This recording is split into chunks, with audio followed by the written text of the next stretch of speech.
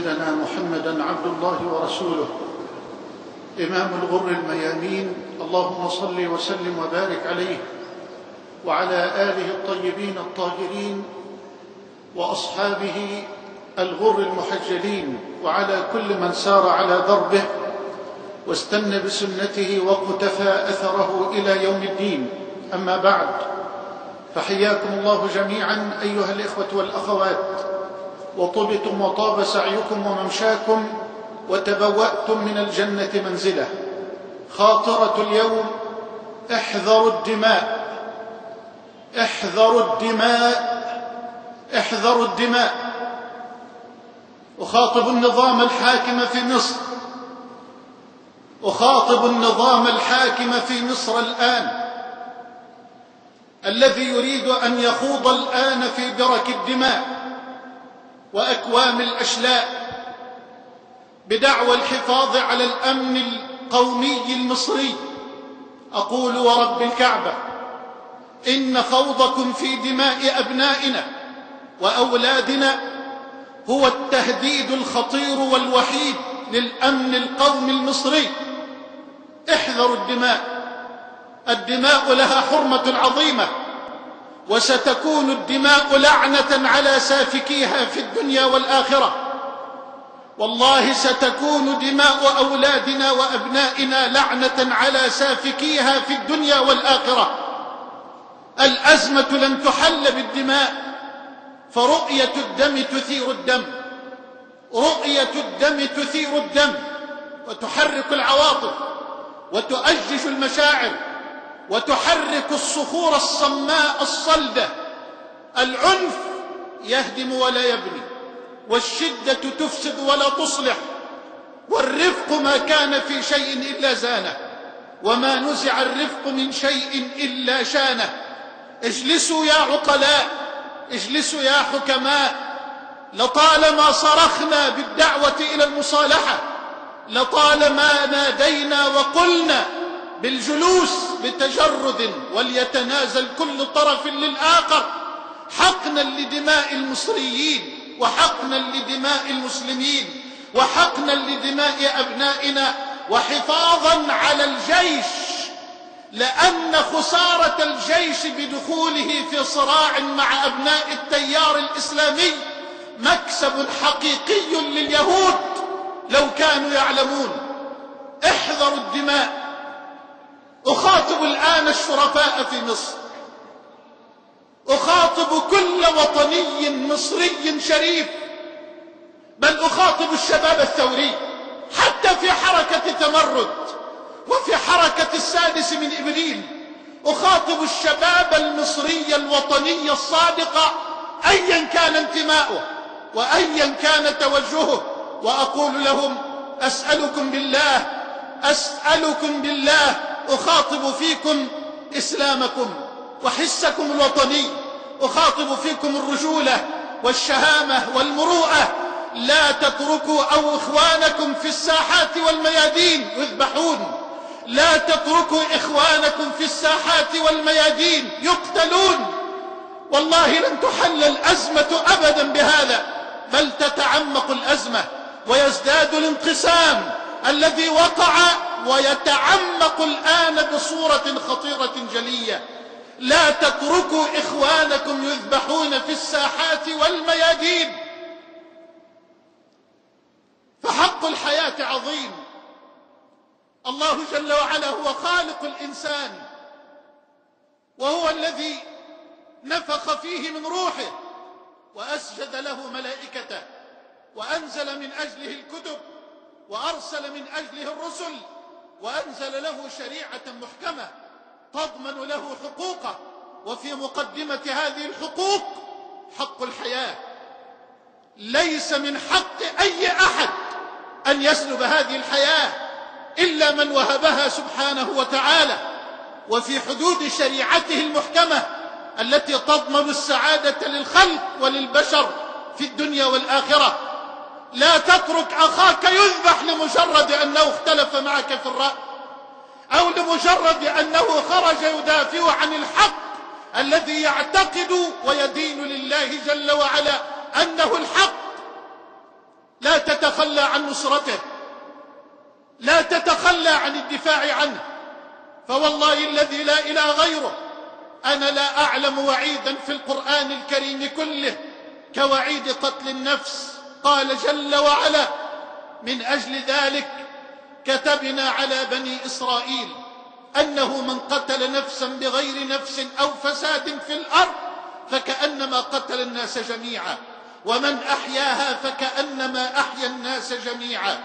وقال عز وجل: وأرجو وأخاطب بهذه الآية الكريمة من يحكمون مصر الآن ومن يريدون أن يدخلوا مصر في فتنة لا يعلم نتائجها وعواقبها إلا الله. ومن يقتل مؤمنا متعمدا فجزاؤه جهنم خالدا فيها وغضب الله عليه ولعنه وأعد له عذابا عظيما. فالدماء لعنة من الله على سافكيها في الدنيا والآخرة، الدماء غضب من الله على سافكيها في الدنيا والآخرة، فاحذروا الدماء. كررتها ولو ظللت أكررها والله ما أبعدت النجعة. يقول صلى الله عليه وسلم كما في صحيح البخاري من حديث ابن عمر: لن يزال المؤمن في فسحة من دينه ما لم يصب دما حراما.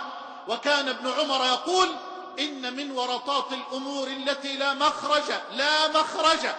مخرج لمن أوقع نفسه فيها سفك الدم الحرام بغير حله.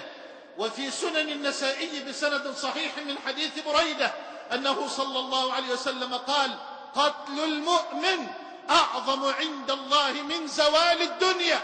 تزول الدنيا ولا يقتل مؤمن واحد، تزول الدنيا ولا يقتل موحد واحد، ولا يقتل مصل واحد، ولا يقتل راكع أو ساجد واحد.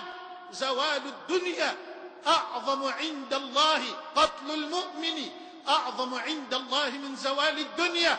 بل تدبروا حرمة الدم ولو كانت لغير المسلم. روى البخاري في التاريخ الكبير والنسائي في السنن بسند صحيح من حديث عمرو بن الحمق الخزاعي رضي الله عنه أن النبي صلى الله عليه وسلم قال: من أمن رجلا على دمه، يا الله، أعطاه الأمان ثم غدر به وقتله.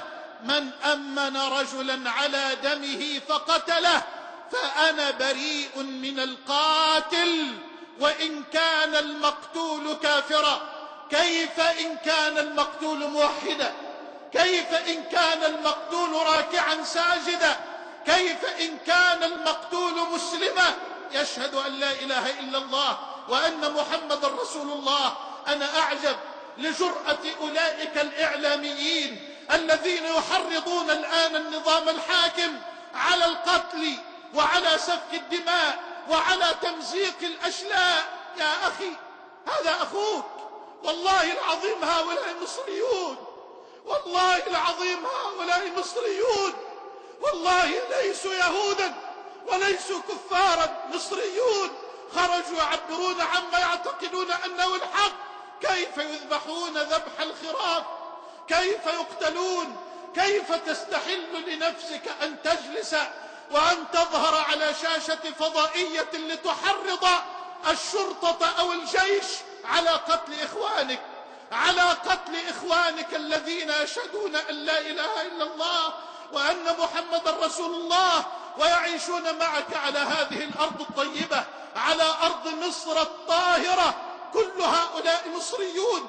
هل يحل الخلاف بالنار؟ هل يحسم الخلاف بالرصاص؟ هل هذا منطق العقلاء؟ هل هذا منطق الحكماء؟ أليس في مصر رجل رشيد؟ أليس في مصر رجل رشيد؟ نصرخ وأتحرك. لا تظنوا أنني غافل أو أنني نائم في بيتي، بئس الظن. والله لا نذوق طعم النوم ولا نجد للطعام طعما ولا للنوم طعما، ولكن لي دور أدين لله به أقوم به إرضاء لربي سبحانه ونصرة لديني وحفاظا على هذا البلد الذي أعشقه وحبا لكل مصري يعيش على هذه الأرض وخوفا على دمائه حتى ولو كان نصرانيا. نعم نتحرك وأسعى وأبذل كل ما استطعت، وعندي اليوم لقاء في غاية الأهمية. أدعو الله لي أن يجعلني سببا لحقن الدماء وسببا لوأد نار هذه الفتنة المحرقة. ادعو الله لي ولإخواني الذين يتحركون معي، لعل الله عز وجل أن يجعلنا ممن يسير على طريق الحسن بن علي الذي حقن الله به دماء الأمة ووأد الله به الفتنة الصماء البكماء العمياء، إنه ولي ذلك والقادر عليه. نعم أيها الأحبة، أخاطب العقلاء في مصر كلها وأقول: لا تتوهموا أن خوضكم غدا أو بعد غد أو بعد غد في بحور الدماء وعلى أكوام أشلاء أولادنا سيحقق الأمن والاستقرار لمصرنا. لا ورب الكعبة، بل ستصبح الدماء لعنة على الجميع، على من حرض وعلى من قتل وعلى من ساهم ولو بكلمة واحدة. نعم احفظوا الدماء واحذروا الدماء، ولا تعينوا على قتل مسلم بأي صورة من الصور، بأي صورة من الصور. يا قاتل، يا قاتل، ماذا ستقول لربك غدا؟ ستقف بين يديه وحدك بلا منصب، بلا كرسي، بلا جاه. والله ستقف مجردا من كل رتبة، والله ستقف مجردا من كل منصب أو جاه. سترى القاتل واقفا والمقتولين يقفون من حوله يدفعونه دفعا ليوقفونه بين يدي الله جل جلاله. كل مقتول قتل أوداجه عروق رقبته تشخب دما، تشخب دما في أرض المحشر، وهو يدفع قاتله ليوقفه بين يدي الملك ويقول له: يا رب سل هذا القاتل فيما قتلني. ماذا سيكون جوابك أيها القاتل؟ ماذا سيكون جوابك؟ والله لن ينفعك أحد، والله لن ينفعك أحد، ولن ينفعك منصب ولا كرسي ولا جاه ولا مال.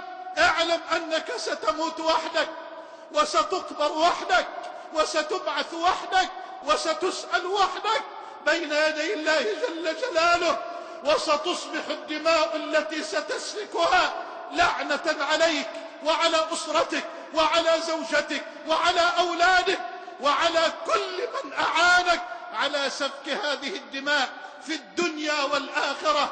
احذروا الدماء، احذروا الدماء، احذروا الدماء.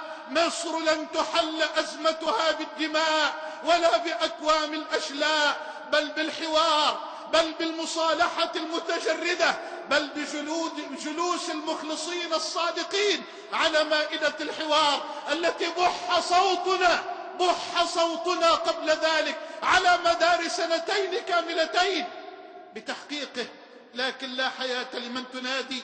المهم الآن أن نعلم أن الله جل وعلا قال: والصلح خير وأحضرت الأنفس الشح. لماذا قرن الله ذلك بقوله والصلح خير؟ لأن النفس شحيحة تريد إذا انتصرت وإذا تمكنت وإذا تملكت القوة أن تحصل على كل ما تريد على حساب الطرف المقهور وعلى حساب الطرف المظلوم المذلول. فقال الله جل وعلا: والصلح خير وأحضرت الأنفس الشح، أي فليتنازل كل طرف للآخر لتتحقق المصالحة بتجرد من أجل الله أولا ثم من أجل مصر. واهم ورب الكعبة من يظن أن المشكلة ستنتهي في ليلة وأن الخلاف سيحسم في موقعه بسفك الدماء. واهم، بل ستتعمق الأزمة وتزداد